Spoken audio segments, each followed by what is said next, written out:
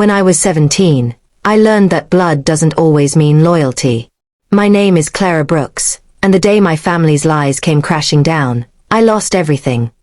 My home, my reputation, and the small-town bakery that had been in our family for generations. Back then, the bakery wasn't just a shop. It was my world: warm ovens, the smell of cinnamon rolls at dawn, and the laughter of regular customers who felt more like family than the people living under my roof. My parents, Martin and Elaine, owned it, but I was the one who loved it. I would wake up before sunrise just to knead the dough and decorate cupcakes before school. But my father had other plans. Plans that involved shortcuts, lies, and debt. It started quietly, suppliers calling about unpaid bills, whispers that someone was taking ingredients on credit under our name. Then came the day the town's tax officer showed up with papers. We were months behind on payments. I remember standing in that bakery, flour on my apron, as my father tried to talk his way out of it. But the truth eventually spilled. He'd taken loans under the bakery's name to gamble. And my mother had signed off on them, pretending it was for expansion. The bakery was shut down within a week. Our family name went from respected to ruined overnight.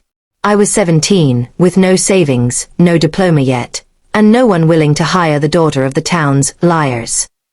For years, I carried the shame they left me.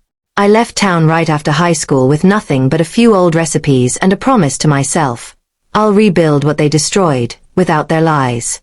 I worked any job I could find: waitressing, cleaning, baking at small diners for minimum wage. Every paycheck, I saved a little. I learned business basics at night classes.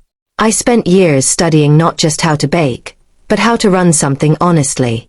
Sometimes, people told me to let go of the past. But when something burns down your life, you don't forget. You rebuild stronger. 7 years later, I returned to my hometown.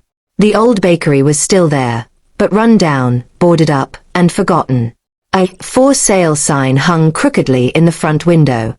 I stood outside for a long time that day, remembering the smell of bread and my father's booming laugh that had once filled the place. Then I saw the small words written on the sign: Bank foreclosure. Contact for purchase. It almost felt like fate whispering, now it's your turn. With the savings I'd built and a small business loan I qualified for, I bought it. The same bakery my family had lost because of lies, now legally mine. The first few months were rough. The ovens were broken, the floorboards rotted, and the walls smelled like mold and old regret. But I worked day and night. I painted the walls myself, replaced the counters, and restored the sign. When the doors opened again under the name Clara's Corner Bakery, people were skeptical. Some even whispered, "Isn't that the Brooks girl? The daughter of the ones who lied?" I didn't argue. I just smiled and said, "Yes, but the bread's honest." And slowly, the town began to return.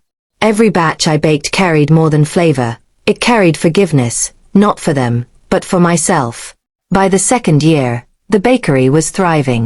The local paper even did a feature titled, "From Ruin to Rise," the bakery that came back. Then, one afternoon, I looked up from the counter, and there they were. My parents. My mother looked older, thinner. My father had that same half smile he always wore when he wanted something. "Clara," he said softly, "we heard you reopened the bakery. It's beautiful. Just like old times." I wiped my hands on my apron. Old times ended a long time ago. My mother stepped forward, her voice trembling. "We made mistakes, sweetheart. We just want to see what you've built." I thought about that for a long second, then nodded. "You can see it, as customers." My father's smile faded. "Customers?" "Yes," I said calmly. "Because that's what you are now." They sat at a corner table, ordered coffee and croissants, and ate in silence. I served them like any other customer. There was no anger, no yelling, just peace, the kind that comes when you finally outgrow the pain that made you small. Before leaving, my mother whispered, "We're proud of you, Clara." I looked at her and said, "I didn't rebuild this to make you proud. I rebuilt it so I could be proud of myself.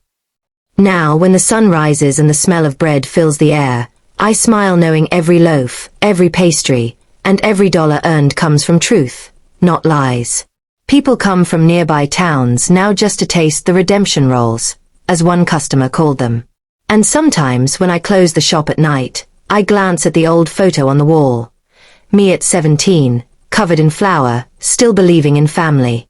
I don't resent that girl anymore. She was broken, yes. But she didn't let her family's lies define her future.